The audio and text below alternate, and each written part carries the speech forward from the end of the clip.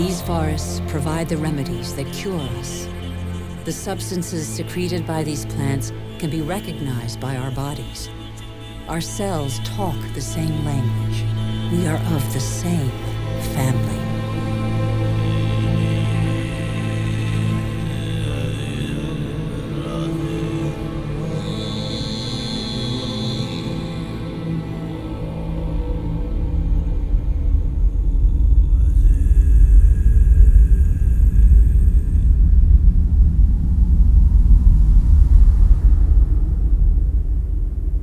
Mangroves are forests that step out onto the sea. Like coral reefs, they are a nursery for the oceans. Their roots entwine and form a shelter for the fish and mollusks that come to breed. Mangroves protect the coast from hurricanes, tidal waves, and erosion by the sea. Whole peoples depend on them. Yet, they were reduced by half during the 20th century. One of the reasons for the ongoing disaster is these shrimp farms installed on the mangrove's rich waters. Ventilators aerate pools full of antibiotics to prevent the asphyxiation of the shrimps, not that of the mangroves.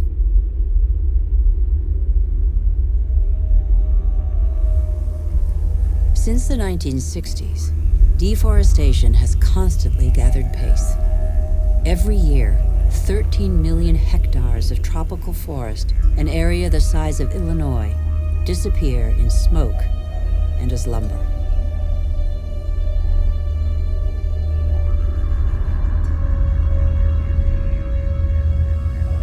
The world's largest rainforest, the Amazon, has already been reduced by 20%. The forest gives way to cattle ranches or soybean farms.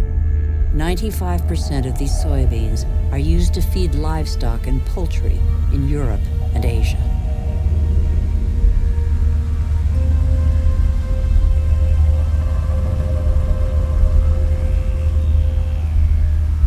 And so, a forest is turned into meat.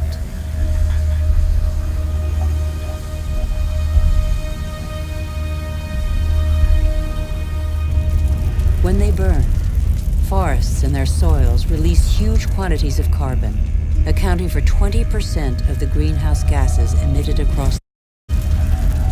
Deforestation is one of the principal causes of global warming.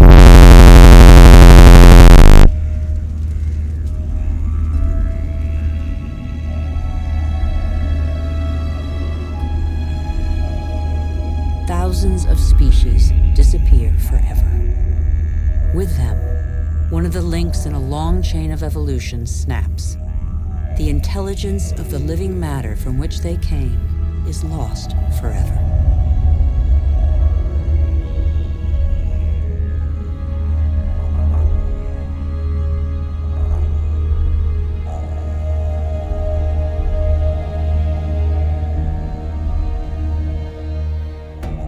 Barely 20 years ago, Borneo, the fourth largest island in the world, was covered by a vast primary forest.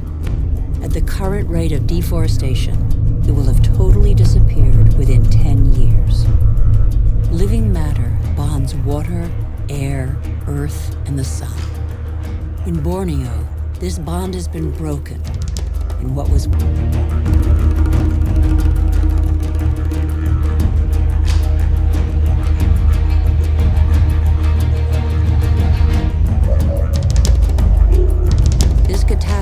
was provoked by the decision to produce palm oil, the most consumed oil in the world, on Borneo.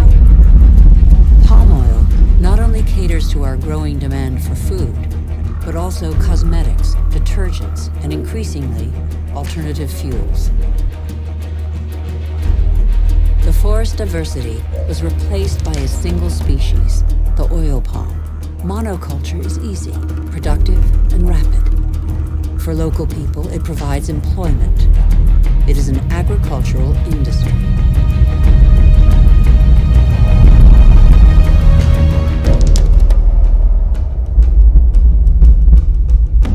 Another example of massive deforestation is the eucalyptus.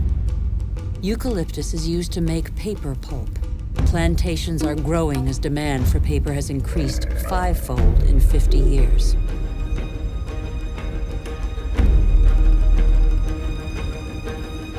Monocultures of trees are gaining ground all over the world.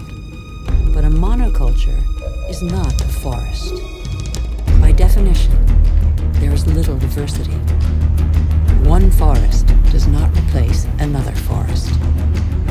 At the foot of these eucalyptus trees, nothing grows because their leaves form a bed that is toxic for most other plants. They grow quickly, but exhaust water reserves.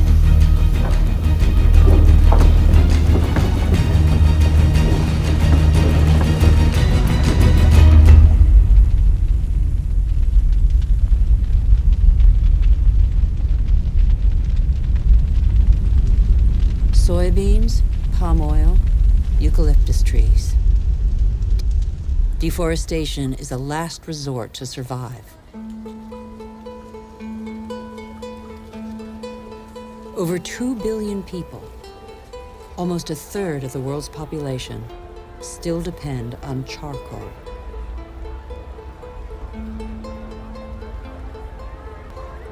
In Haiti, one of the world's poorest countries, charcoal is one of the population's main consumables. Once the pearl of the Caribbean, Haiti can no longer feed its population without foreign aid.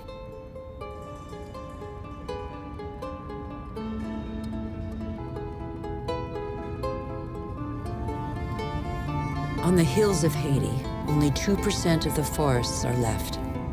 Stripped bare, the soil no longer absorbs the rainwater. With no vegetation and no roots to reinforce them, nothing holds the soils back. The rainwater washes them down the suitability for agriculture. In some parts of Madagascar, the erosion is spectacular. Whole hillsides bear deep gashes hundreds of meters wide.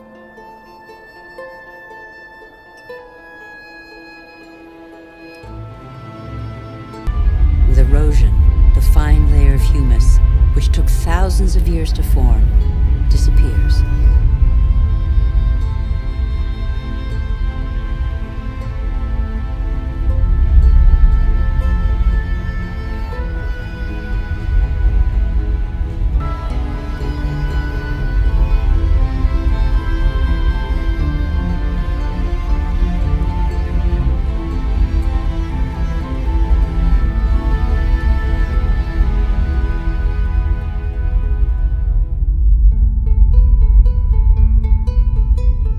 Here's one theory of the story of the Rapa Nui, the inhabitants of Easter Island, that could perhaps give us pause for thought.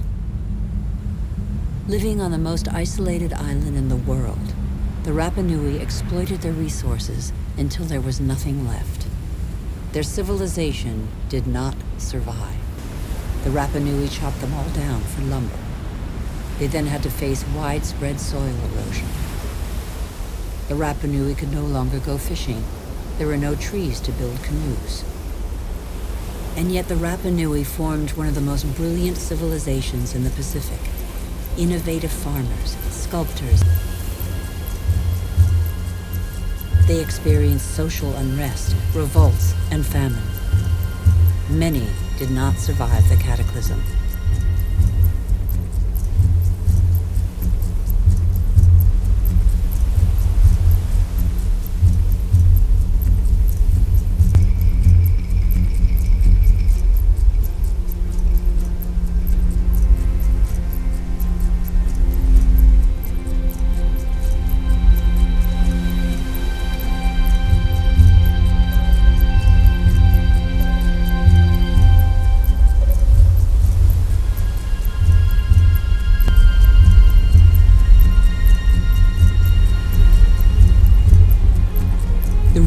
Of Easter Island is not how its strange statues got there. We know now. It's why the Rapa Nui didn't react in time.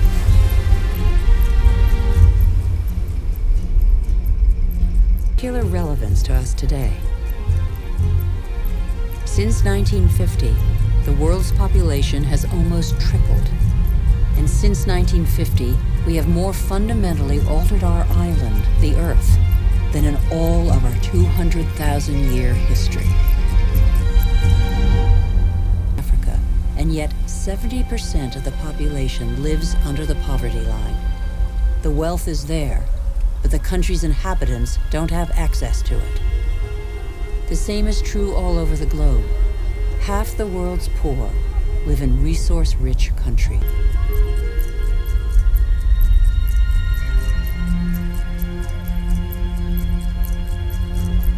Our mode of development has not fulfilled its promises.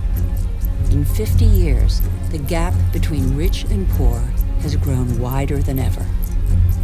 Today, half the world's... Can such disparities be maintained? They're the cause of population movements whose scale we have yet to fully realize. The city of Lagos had a population of 700,000 in 1960. That will rise to 16 million by 2025. Lagos is one of the fastest growing megalopolises in the world. The new arrivals are mostly farmers forced off the land for economic or demographic reasons, or because of diminishing resources.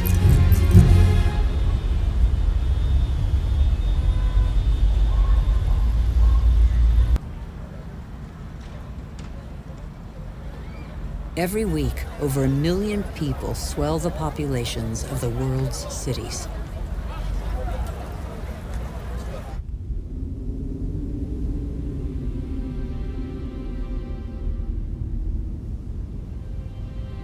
One human being in 6 now lives in a precarious, unhealthy, overpopulated environment without access to daily necessities such as water, sanitation, or electricity.